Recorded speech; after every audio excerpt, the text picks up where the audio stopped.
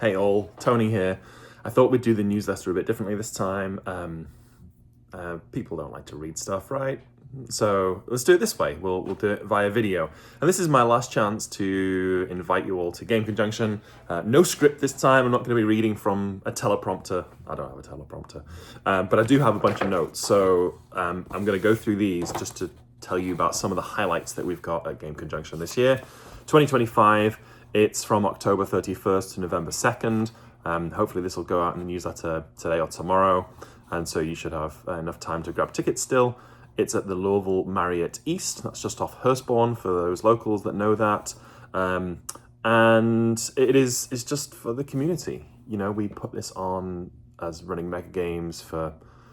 We've been running Mega Games now for 4 years. We partnered with Nerd Louisville, who are a local community building nerd group that play a bunch of RPGs, board games and all kinds of things, and then they reached out to us to see if we could help them put on a really amazing event. And so this is where we are. We're just a few days away from this thing that's exponentially bigger than the Mega Games that we put on, but it's been a huge amount of work, but hopefully it'll pay off and everyone will have a really good time. I'm super excited for it. A little bit nervous, but you know, that's natural when you're putting on these kind of things. So let's go through the events. So we have tons of RPGs. You know, Nerd Louisville have got these great connections through local RPG runners, and Lurking Fears is one of our sponsors. They work really closely with them. Lurking Fears have these awesome GMs that go to conventions all over the country. That's what they do. We have D&D. We've got Youth D&D, which is really cool. That's mostly on Sunday. Call of Cthulhu, Pathfinder, Shadow Dark, Old Gods of Appalachia. We've got tons of minis and war games. We were reached out specifically by some folks that do historical wargaming and said, you know, why isn't this in your schedule? We're like, well, it can be. You just need to let us know. So we invited them, and they're going to run a bunch of, historical war games. They have amazing painted miniatures, so those will look great on the table. We've got War Machine, we've got Wings of Glory, we've got Song of Fire and Ice, we have Battletech grinders. You literally just jump in and out whenever you want to. They'll be running all day, so you don't even need a ticket for them. You just walk up, catch the attention of the guy that's running the thing, and he will teach you how to play Battletech. It's a great minis game. I've played a few times. We have a massive board game library. There's about 280 games, I believe, and so you go, you give them your driver's license, and you can get the board games from this library. You take them away, you teach yourself, or it's ones you already know, so you just learn it on the spot. And then when you're done, you give it back and you get your driver's license back. So it's a way that they can ensure that their games come back in one piece, and it's a way that you can get all these games and play them for free. If you like the games, you can buy them. There's a bunch. We have 2 board game vendors, and so we've provided them with the lists of some of the games that will be on offer, and so you can just go ahead and buy them if you enjoy them. We also have this player finder system. We're going to have these checkered flags, and if you're on your own, or there's 2 of you and you want to play a 4-player game of something, grab the game, put it on the table, grab a checkered flag, and that'll indicate to the other attendees that you're open for people to come and play with you. So feel free to use those. We have play to win games. We've got a bunch of contacts with publishers from all over the board game industry, and they literally give us games for free. These are games that they just want to get out there. They want people to play them, so they give us these games. You play them, you write your name down on a sheet, and then on Sunday afternoon we give them all away. If you played this game, there is a really good chance that you could win it, especially if it's like an uncommon one, or one that people don't know very well, maybe one that didn't get a lot of play. If you're the only person that played it, you're almost guaranteed to win it. So, you know, it's a great system, and really grateful to those publishers for giving us those board games. We have the Hot Games Room. It's an area, it's not a room. It's run by a local group here in town called Love Thy Nerd. They do this all the time. They teach people how to play games. They go to conventions. They're at Gen Con this year. I know that for a fact. I saw them there. They were great. So they learn the rules and they will teach you. It's a walk-up system, so you don't necessarily need a ticket. You can if you just want to build out your schedule, but you can just walk up and see all the games they have on offer. There's going to be about six people that are running games with them. And then they've got a raffle as well. Like they have some cool sort of obscure games and maybe some like promo packs and things. And you can play with them, put your name in a raffle, and then maybe you can win something too from that one. Hot games is a bit of a weird term. Some people think of hot games as like latest and greatest, or the really big ones, or the ones that are on the Board Game Geek top 100 list. They've just curated a bunch of games that they really like. So they're not necessarily the latest and the hottest, but they are really great games over the past 5 years or so that they have sort of handpicked. So there'll always be good games from that selection.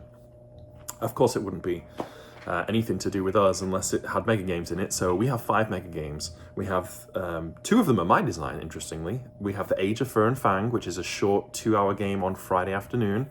It's about animals taking over the world, and some reason like the humans are kind of okay with that.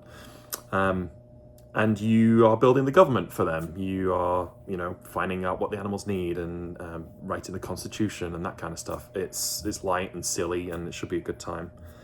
Friday evening, of course, it's Halloween, so we're going to have Touched by Darkness. This is the first time that it's coming to Louisville. It is a reskinning of Den of Wolves, which is one of my favorites.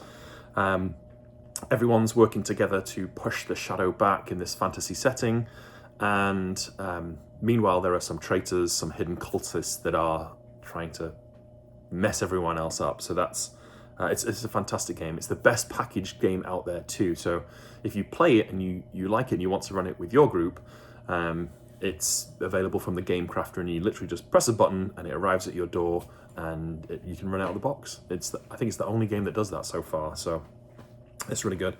Gods of the Ancient World, of course, is my first design and one I'm most proudest of. That's on Saturday morning. One of our regulars, Will, is going to run that one. He's been controlling with us for several years, but this is the first time he's running a game as lead control, so I'm really excited for him. If you don't know Gods of the Ancient World, it's the Greeks versus the Romans. They are fighting for the Mediterranean. There'll be a senate and 2 different senates, and there's military movements, and there's priests praying to the gods, and then there's a team of gods that are sort of hidden away, and they are messing with the humans for their own ends. So it's always a really good time. It plays really well. We've done it several times now, and it's been run all over North America, I'm really pleased to say. So that one is coming back. We have Event Horizon, which we ran earlier this year. We've run it twice now. We ran it here in Louisville, and then we ran it at Gen Con. It played completely different both times. This one will go completely differently again.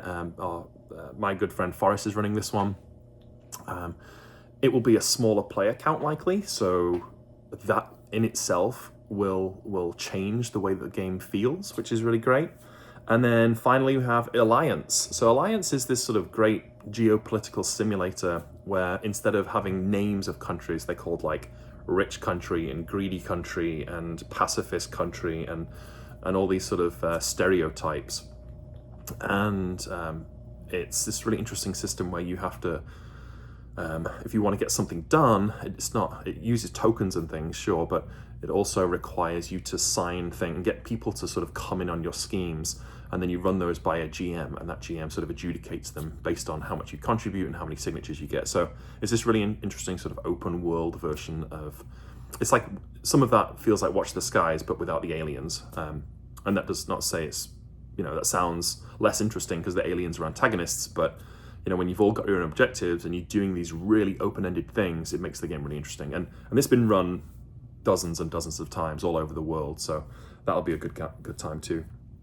We have a LARP on Friday evening. We have the Silver Springs 2-Step. It's a sort of Weird West themed. I don't know a huge amount about it, but the game runner is someone that reached out to us and said, hey, I'd love to do this. I've run this many times and it's always really successful. So if you like LARPs, I can't wait for you to try that one.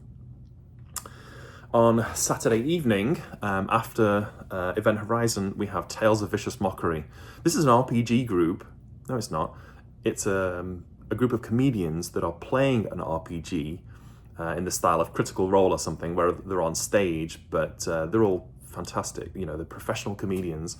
The GM has run this dozens and dozens of times too, and he has this story that he's built. It's like a one-shot. These comedians play it, and audience gets to participate. So audience members can come up, roll the die, and depending on what they roll, it affects the story for the comedians, and they just have to sort of run with it. So I've seen it once. It was really good. People were so into it. There was like a line to roll this die.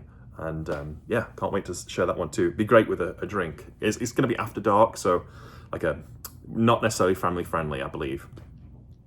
It's like 10 o'clock, I think, on Saturday. And that all these are included in the price of the badge, by the way. So, you know, just buy your badge and then come to whatever events you want for free. We have Blood on the Clock Tower. This is the social deduction game that's sort of taken the world by storm over the past sort of 5 to 10 years. It's like Mafia or Werewolf, which is sort of the most popular one, where you all sit around a circle and one of you is a hidden werewolf and you're trying to work out who it is, and the werewolf's lying their butts off, and everyone's, you know, trying to determine who's lying, and then there's executions. But in Blood on the Clock Tower, there is no player elimination. You get to play all the way through, so there's no big reveal until the game's won or lost. And there is a storyteller, that's like a GM, who is sort of dictating how the story goes, trying to balance the game. Like if it looks like that the demon and his team are losing, they will sort of give them boosts in some ways. Not unfairly, but just to make the game more interesting and make it continue. So Blood on the Clock Tower is amazing. I've played it dozens of times myself. I've run it many times. It will be running non-stop through the convention. These guys are insane. They will run like every 2 hours from start to finish, Friday, Saturday, Sunday. So you can just drop into that one as well. And if there's more people than they need, they just split into 2 groups and they'll run two different versions of it. So it's great. On Friday, we have a trunk or treat. It's going to be in the parking lot. You don't even need a badge for this one. You can just turn up and go through it. If it's rainy, we'll have to rethink it. It might come inside, but other than that, it's just a regular trunk or treat. And I think it's all board game themed. So you might see some board games out and some costumes and, you know, like fantasy costumes and that kind of stuff. So that'll be really good. We have a puzzle tournament, a jigsaw puzzle tournament. So on Sunday morning, Forrest is running. You play in pairs, teams of 2, and there can be up to 10 teams, and you all get the same 500-piece jigsaw puzzle. You have 2 hours to complete it, and the team that completes it the fastest wins. He has prizes for first, second, and third, and even if you don't win one of those prizes, everyone gets to take home the puzzle. So just pack it away and do it later on. If no one finishes it in time, in the 2-hour window or whatever it is, then it's the person that has got the most pieces complete. So that'll be really good. I believe they're super popular right now, especially in like libraries and things. And then finally, probably not finally, there's probably tons of things I'm missing, but we also have a Crokinole team. So Crokinole it's a Canadian dexterity-based board game. It comes on this sort of big circular board, about the size of like a bourbon barrel lid. Yeah, that should make sense to Louisvillians and Kentuckians. And you just sort of nudging discs in towards the center, sort of like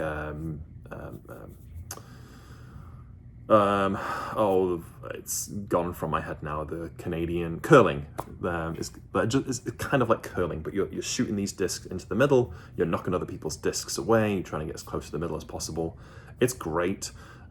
If you've never played before, I encourage you to. They will be set up sort of Saturday evening through Sunday, and if they get enough interest over that period of time, then maybe they'll run a little tournament too. There's so much. I don't know what else to say. It's like, I just want you to know, like, this is real people that are building this. This isn't some like big corporation. Gen Con's just become this massive beast now, and Origins is as well. But we're just a bunch of nerds from Louisville and sort of surrounding areas that want to bring this to the community. So we've put in so much time and effort into this. It's been our first year, so we've learned a lot along the way. Hopefully the work we've put in should show when you get there. I would love for you to come out and support us and build this community. Our numbers are looking really good for badges right now. We're about on track to where we thought we'd be compared with some other conventions in the sort of local area. And we have tons of plans for next year, but we have to do really well this year to make it worth our while for next year. Like, so many things we've had to say no to for various limitations. Like, we have a whole second floor in the hotel that we're just not using. Number one, because we couldn't afford it, and number two, we weren't sure how many people we were going to get, and like, do we want to spread so thin So, and like one of the things we were going to do is there is a company down in South Carolina that were going to come up that we're going to run cooperative VR. So we would give them a whole room. They would run these games where you're all wearing VR headsets with controllers and haptic feedback vests, and running around playing something like Left 4 Dead, shooting zombies. You know, it's amazing. I told them, like, I'm sorry we can't do it this year. Maybe next year I'm going to be first in line. And so that's the kind of thing we want to do next year. We also have a bunch of different tournaments that we want to run. So we're going to get into, we've been in contact with all the other local cons like ours in a few state area. And we're going to run some board game tournaments with them in mind. And you can play in all the different cons, and there'll be a grand prize. There'll be a prize per con, but there'll be a grand prize for if you've played in, half a dozen of these sort of local conventions. So things like that we haven't been able to do this year because of space and because of the unknown. So, support us this year, and who knows what next year will hold. We want to grow, of course. And just a massive shout out to everyone that's sort of agreed to help in whatever way possible. So volunteers, we have a team of people that are running the registration and the HQ and the board game library. We have tons of game masters, of course, running all these games. We have vendors. There'll be about 20 or so vendors that are selling all kinds of nerdy things, from 3D printed things to tie-dyed t-shirts to hand crocheted things. We have our sponsors, of course, that have been amazing to us. We have and we have our VIPs. VIPs are basically, these are folks that believe in what we do, and so they paid a little bit more money for their badge, and as a way to support us. And then we give them a little swag bag as a thank you. They have a little party on Saturday that we're going to throw for them. So, if you're interested in coming to a convention like this, I encourage you to become a VIP. It's not necessarily that you get a ton more than everyone else, but we are so grateful that you have invested in us. Let's talk food and drink. It is a hotel. It is at a hotel, so food and drink is a little trickier than maybe somewhere like a convention center. We cannot have food trucks, but we've worked really closely with the hotel to come up with a special menu, because we don't want necessarily to go to the restaurant and have to spend $25 on a lunch dish. Like that's stupid. So they've come up with a special menu for us. Oh, here it is. It's nerd themed, and so we've worked with them to change all the names of these things, and every dish is like $14. So super comparable to like a meal at McDonald's or Burger King or something, and probably a lot better, honestly. So really pleased that they've done that for us.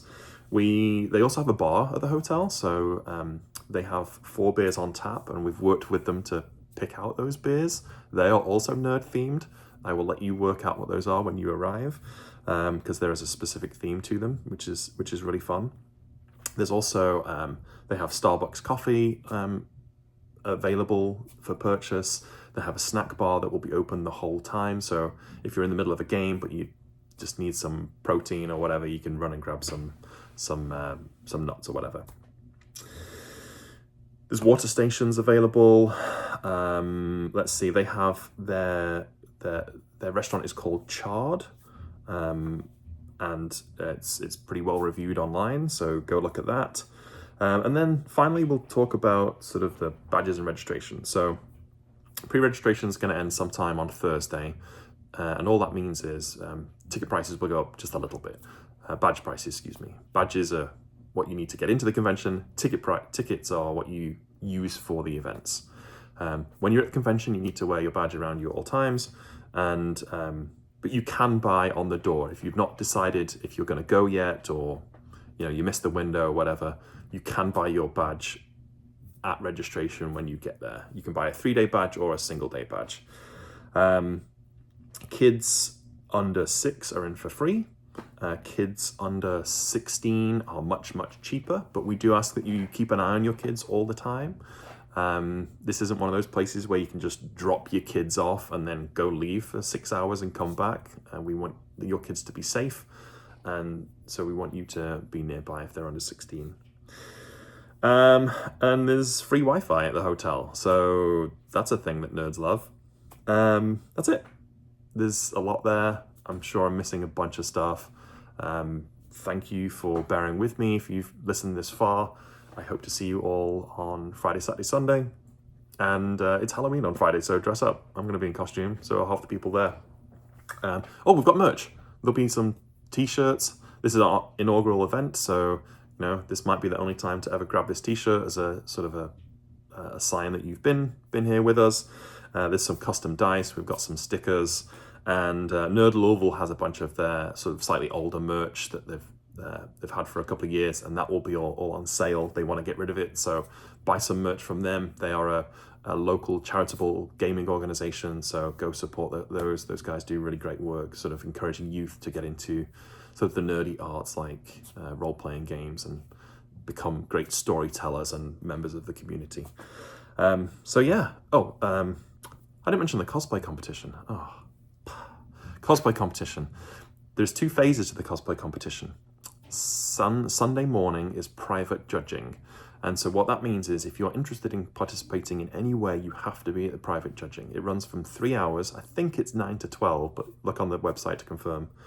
You turn up, you get ushered into this small room. There'll be a panel of judges, and they will judge your work. They get up and close and personal. They get to see your stitching and all this stuff.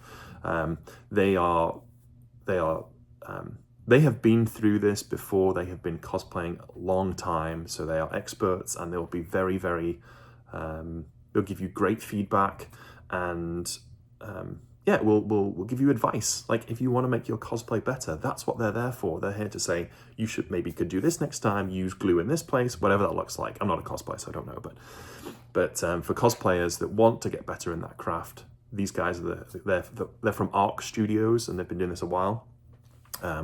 They have a radio show, which is pretty crazy too, that Devon was on earlier this week. And so you must come to the pre-judging first. That's the private judging. And then in the afternoon is when the sort of stage judging is, where you sort of go up on stage and strut your stuff. And that's where the general audience gets to see all these amazing costumes that you're all wearing. And so you strike your poses and all that. And that's when the awards will be given out. And generally these awards are like gift cards to different places, and there's different categories. They've also created these amazing trophies. Go check out Instagram to see what those look like. I posted that recently.